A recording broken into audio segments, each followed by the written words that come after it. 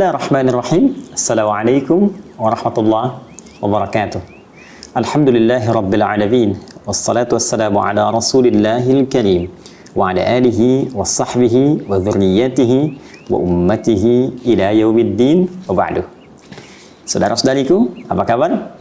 Berjumpa dalam edisi perdana Sitama, serupa tapi tak sama. Boleh jadi kita dapati beberapa kalimat dalam Al-Quran yang nampak berbeda, namun seringkali diterjemahkan dengan pemaknaan yang sama. Pernahkah kita membaca ayat dalam Al-Quran semisal Qul a'udzu birabbin nas, katakan Muhammad SAW, aku berlindung kepada Allah Rabb seluruh manusia. Pernahkah Anda membaca Iqra bismi rabbikal ladzi khalaq, khalaqal insana min 'alaq? Bukankah insan juga diterjemahkan dengan manusia? Pernahkah Anda membaca wa ma khalaqtul jinna wal insa illa liya'budun? Bukankah insa di sini diterjemahkan juga dengan manusia? Pernahkah Anda membaca Qul innama ana basyarum mithlukum? Bukankah basyar diterjemahkan juga dengan manusia? Lantas jika terjemahnya serupa, bahkan sama-sama manusia, namun kenapa lafaznya mesti berbeda? Ada basyar, ada insan, ada nas, ada ins. Serupa, tapi lafaznya tak sama. Apa hikmah dibalik penamaan manusia dengan lafaz yang beragam itu? Edisi perdana Sitama akan mengulas hal dimaksud. Baik, hari ini kita akan ambil kata pertama di dalam Al-Quran yang menunjuk pemaknaan manusia, yaitu kata basyar. Kita coba turunkan dulu. Ada basyar, ada al-ins, ada al-insan, juga ada an-nas. Tadi disebutkan di surah paling favorit di muka bumi, Qul a'udzu birabbin nas. Baik, keempat lafaz ini telah kita tegaskan tadi, seringkali diterjemahkan di mushaf dengan makna yang serupa, manusia.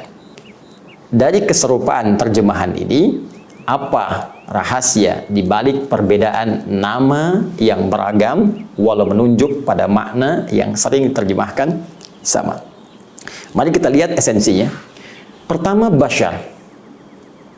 Dan ini adalah nama pertama yang diperkenalkan oleh Allah Subhanahu wa Ta'ala kepada para malaikat dan sebagian kalangan jin yang telah tercipta sebelum manusia.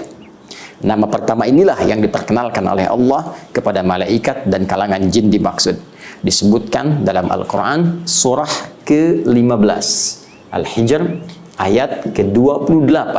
Allah berfirman, wa idh qala rabbuka lil malaikati inni khaliqum basyara min salsalim min hama'im masnun. Muhammad SAW, ingatlah, pahamilah ketika Rabbmu menginfokan, menyampaikan kepada kalangan malaikat dan sementara jin yang hadir pada saat itu, bahwa aku akan mencipta makhluk baru yang bukan malaikat, bukan jin, tapi basyar. Dan basyar ini disebutkan sebanyak 35 kali dalam Al-Quran pada bentuk tunggal mufradnya, dan disebutkan satu kali saja dalam bentuk dual muthanna, yaitu basyaraini. Ya, tersebut dalam Al-Quran surah ke-23 ayat ke-47. Baik, sekarang kita gali kedalaman maknanya.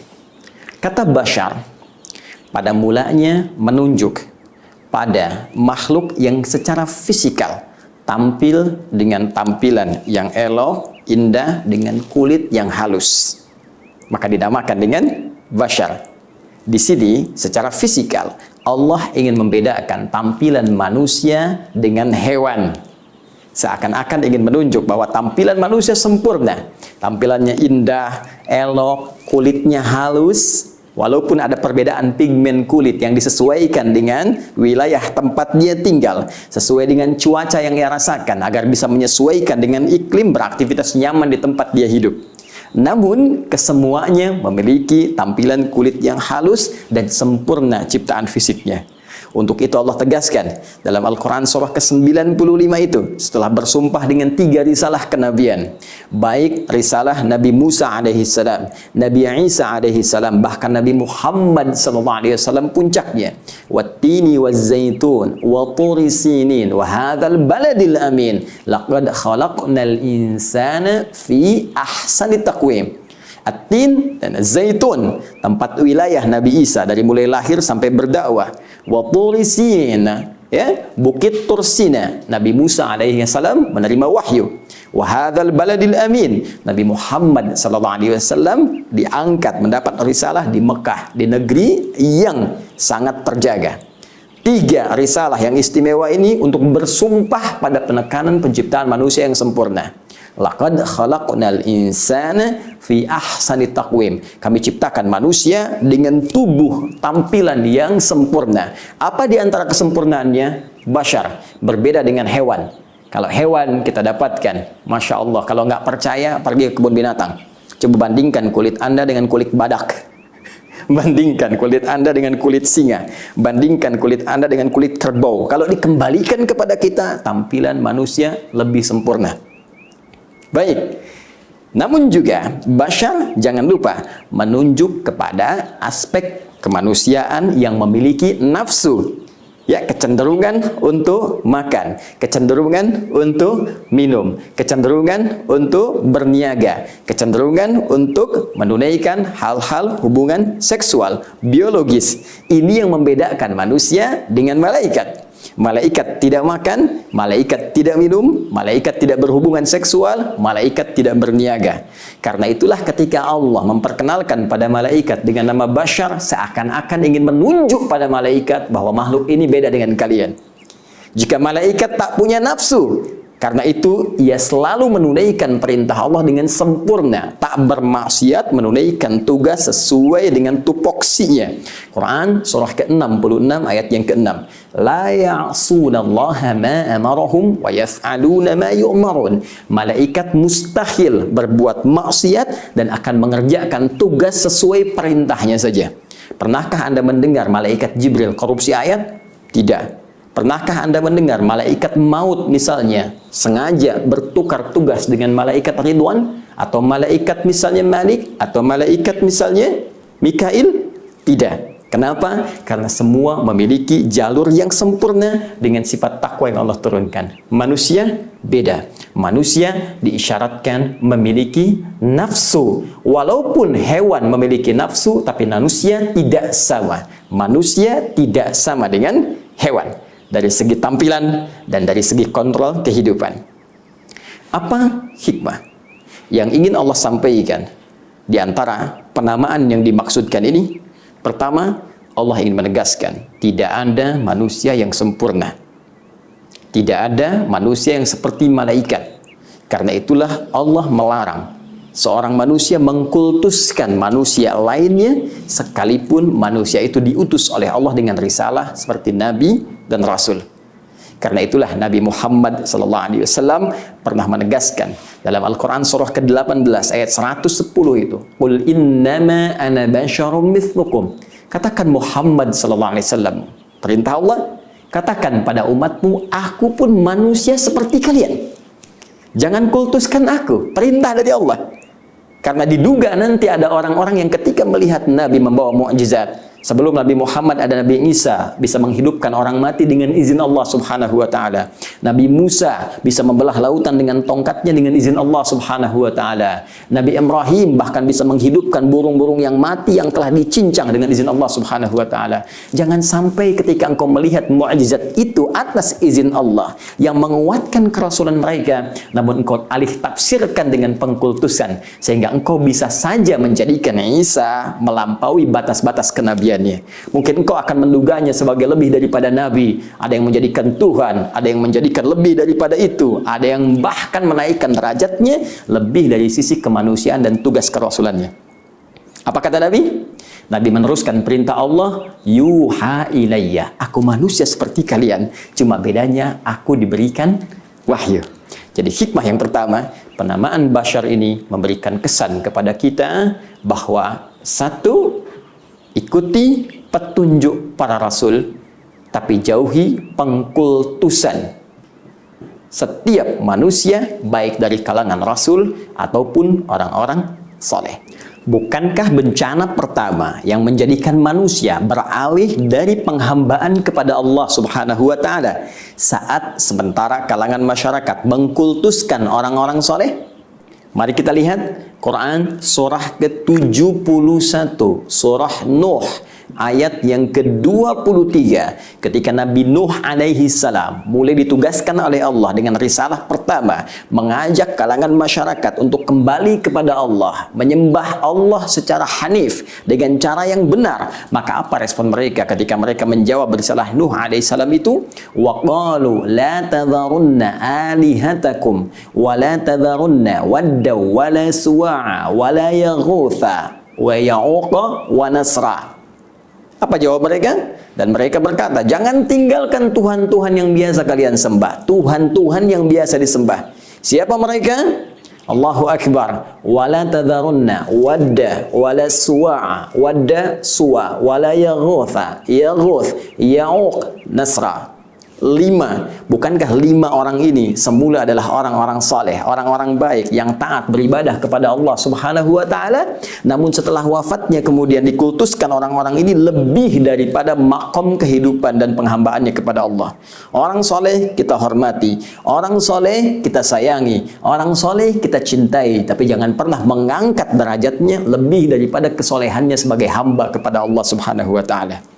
Nabi, Rasul kita sayangi, Nabi, Rasul kita ikuti petunjuknya, namun jangan pernah mengangkat derajatnya melebihi kerasulannya. Mereka semua maksum, dijaga dari maksiat, dijaga dari salah, namun jangan menjatuhkan risalah mereka dengan mengangkat mereka lebih dari statusnya sebagai Nabi dan Rasul. Jangan jadikan mereka Tuhan, lantas Anda mengatakan Rasul tertentu adalah Tuhan. Tidak. Bagian pertama. Dan yang kedua, yang paling indah, kalimat Bashar juga memberikan kesan kepada kita bahwa setiap manusia butuh nutrisi dalam kehidupannya yang akan dipacu oleh nafsu yang hadir dalam dirinya. Bukankah nafsu makan menjadikan kita memburu makanan? Bukankah nafsu yang muncul merespon sifat haus memburu ragam minuman? Ada jusnya, ya kan? Ada sirupnya, ada macam-macamnya yang menghubungkan dan memberikan kebutuhan nafsu yang hadir dalam jiwa kita. Bukankah dengan nafsu itu kita ingin menyalurkan hasrat biologis dengan pernikahan yang kita telah lakukan atau akan kita rencanakan? Karena itulah teman-teman, penting diketahui, jika semua hasrat yang hadir pada nafsu dengan sifat lahiriahnya ini tidak pernah diatur dengan baik, dikendalikan dengan sempurna sesuai petunjuk penciptanya, maka akan hadir kekacauan di muka bumi seperti yang diduga para malaikat itu. Ketika mereka mengatakan kepada Allah Subhanahu wa Ta'ala saat Allah berfirman, wa idz qala rabbuka lil malaikati inni ja'ilun fil ardi khalifah qalu ataj'alu fiha may yufsidu fiha wa yasfiku dima. Ya Allah, kami khawatir apakah engkau akan menjadikan tugas khalifah di bumi diberikan pada orang yang berpotensi merusak bahkan menumpahkan darah? Kata Allah, qala inni a'lamu ma la ta'lamun. Aku lebih tahu dari apa yang kalian duga itu. Allah memberikan kontrol kepada nafsu supaya dia bisa diarahkan untuk memenuhi aspek kebutuhan lahiriahnya. Maka muncullah bimbingan bagaimana mencari makan yang baik. Turun Quran surah kedua ayat 168 yang mengatur kita untuk mencari kebutuhan pangan kita dengan halalan thayyibah.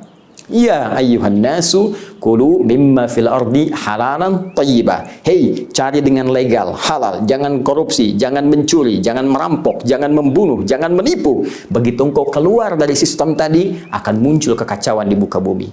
Bukankah dengan korupsi kacau kehidupan kita? Bukankah dengan perampokan, pencurian tidak tenang kehidupan kita? Kalau ingin tenang, kembalikan kepada petunjuk dalam Al-Quran untuk mengatur nafsu lahiriah kita.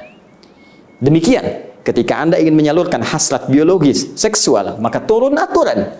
Allah berikan gambaran kepada kita, lakukan lewat pernikahan. Quran surah ke-30 ayat ke-21. Disalurkan dengan cara yang benar, ada sistemnya, ada hukumnya, ada paparannya, ada petunjuknya. Dilakukan ini, sempurna kehidupan rumah tangga. Dilampaui atau bahkan disalahi petunjuk ini, maka akan muncul kekacauan yang tidak biasa. Bukankah karena perbuatan zina yang menyebar banyak wabah bertebaran?